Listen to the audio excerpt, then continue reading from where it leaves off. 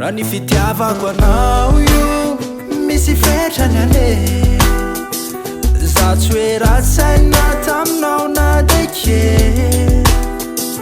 nefa kehitriny kosa efa leo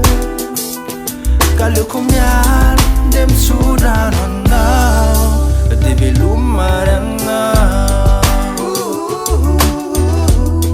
ka velomary anao ka velomary anao ka leoko miala de mitsodrano anao raha ny fitiavako anao ko tony rano ane ngeza magadiry nefa kapay tsy tafe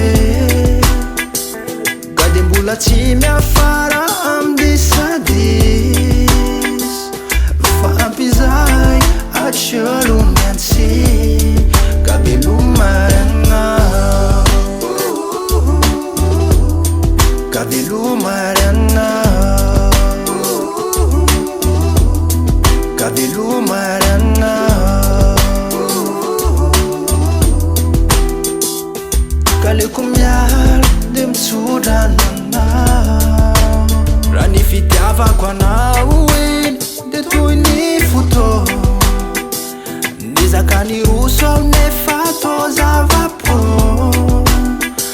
manezaka mihitsy anao nanao zay tinao ka zao ianao masoava iar de velomary anao ka velomary anao ka velomary anao ka leoko miala de mitsodrano anao raha se fitiavako anao iny de toy ny volamena mamirapiratra sy katratsere fa rehefa sy maneny de tsy maintsy hosolo ka amizay ny foko efa tsy anitsony ka ho tavelary anao ka velomary anao ka velomary anao